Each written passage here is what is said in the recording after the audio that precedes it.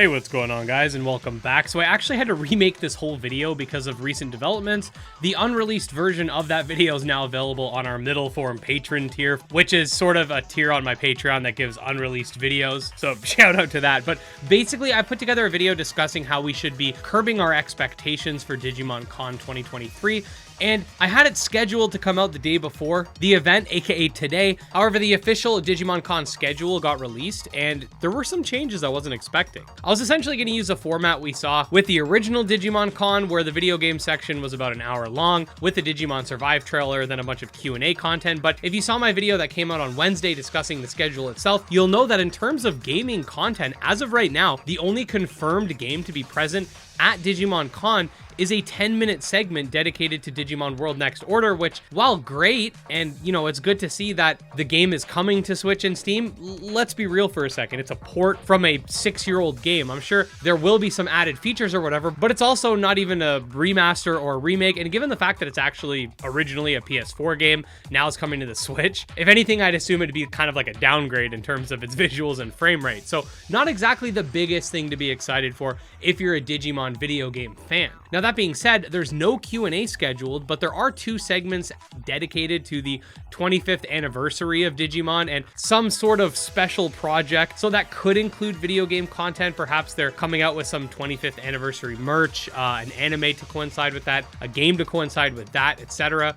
Now, I will note that the anime started in 1999 and the Digimon V-Pets actually started in 97, and we're in 2023. So, I find it a little weird that they're not doing this during the calendar year of their 25th anniversary, but as my buddy Cirque pointed out, Digimon was founded in July. The first Digimon Con took place in February, so perhaps they were waiting for 25 years to be completed before they started doing this project or whatever, but whatever. Anyways, these 2 segments are what I'm kind of interested in, and there's no concrete basis for this being anything related to video games, but I'm also really hoping that there is, because otherwise, if the only Digimon content we're getting is 10 minutes dedicated to a port, despite the fact that there are multiple Digimon projects in the works, there's a Digimon story game we know about, it is going to be a little bit disappointing and even maybe a bit of a shaft towards Digimon game fans, at least in my opinion. A lot of people were disappointed from the video game side of things with last year's con, especially how much time was spent on the Q&A. However, at least we got a pretty substantial amount of information, like the fact that the new Digimon story game will be taking place in the digital world and the fact that the Olympus 12 will play a part. But if we just get this 10 minutes, we're not even getting that. It's basically like if we only got the first 10 minutes of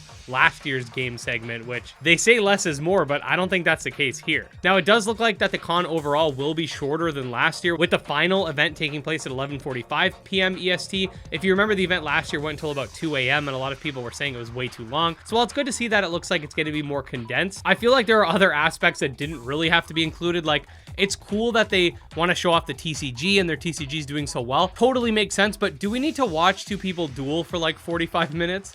I personally don't think so. I'm not even sure if actual Digimon TCG players would necessarily even care whether or not there was a duel, or if that should be something that's in sort of like a separate event, but I digress. But yeah, quick video. I just thought this was important to put out because I don't want to hear about how no one was expecting Digimon Con to have such little Digimon video game content. It's okay to be disappointed if there isn't anything other than Next Order, but don't act surprised because that's what it's looking like it's going to be. And other than that, all we can really do is hope that this 25th project of theirs that's kind of shrouded in mystery has something to do with the video games. Otherwise, we might have to wait for some sort of special separate announcement, or maybe Digimon Con 2024. I do think that Digimon really needs to step up in the video games department in terms of getting a more widely appealed game out into the market, especially during this time where, let's just be blunt, a lot of people are very upset with Pokemon, whether it be the fiasco with Sword and Shield, the sheer awfulness of BDSP, or the current generation of Pokemon where these games are super broken and buggy. And I feel like a lot of people would gravitate more towards Digimon games if they weren't so niche. I thought Digimon Survive was a lot of fun, but a lot of people just aren't into tactical RPG visual novels, and it still sold pretty well despite how niche it was. I think it sold about 500,000 copies, which is definitely nothing close to Pokemon numbers, but I guarantee if they put out a Digimon story title that wasn't super intense with the dialogue and grinding, they'd get a lot of success. Anyways, let me know what you guys think. I'll be streaming the Digimon Con tomorrow at 8 p.m. EST. We'll be going until it's done, so there are any parts that maybe we're not super interested in, at least we'll be able to sort of talk, react, chit chat, and all that fun stuff. So definitely make sure to subscribe to the channel so you get notified for that. You can also check out my Twitter, Discord, and Patreon. Special thanks to the patrons, especially Jim Hamilton, Dro Ghost, Dark Persona, and Exodus, and we'll see you next time. Peace.